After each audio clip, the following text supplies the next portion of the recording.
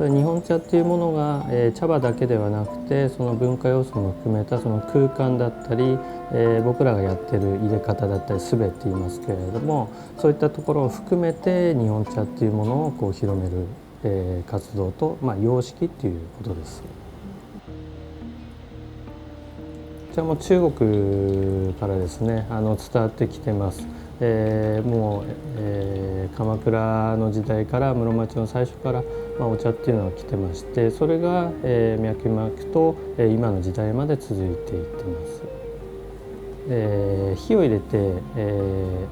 発酵を止めたりするんですけれども、日本茶は独自で蒸して、発酵を止めるっていう、緑茶を作っています。そのために非常にきれいな緑色をした色合いがありますね。そういったところは大事になってきます。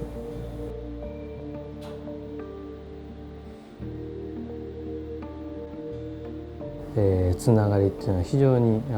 僕としては心に残る一滴になるんじゃないかなと思っています。自分の心から相手の心へ通じる、それが、お茶だと思います。ここで自分は、日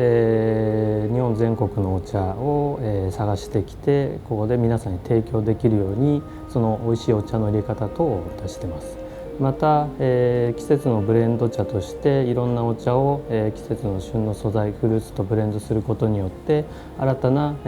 価値を高めていっています。ティーマスターとして、やり始めて、約、10年ほど経ってます。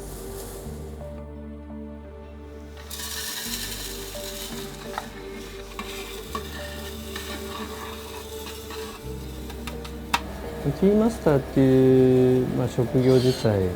まだ新しいって言いますか、僕がお店を始めてからそういう、ティーマスターのような形っていうのはできてますので、ただ実際自分がお茶を入れ始めてお茶に関わり始めたのはもう16年前ですね。お茶の入れ方なんですけれども、私どものお店では、茶釜、鉄の釜からひしゃくを使って、お湯を入れていきます。日本茶には、種類によってお茶の入れ方が様々です。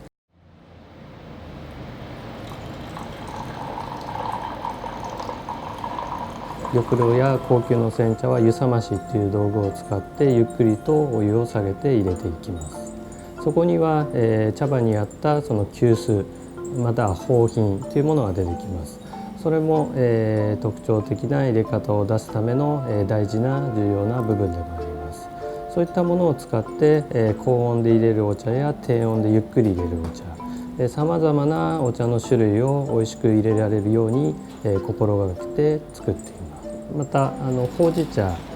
茶はですね、昔から日本にある宝禄っていう道具を使って、もうオーダーをいただいてからすぐに火を入れて入りたてで用意しています。自分が入れる時に、心がけ、いつも常日頃心がけているのは心主相随っていう言葉があるんですけれども、それは老子から、話してもらった言葉で、その自分たちは心からこう手に伝わって、そこから相手の口まで行くわけですね。自分がこうひしゃくを扱いながら、方品とか急須を持ってそのお茶を入れる。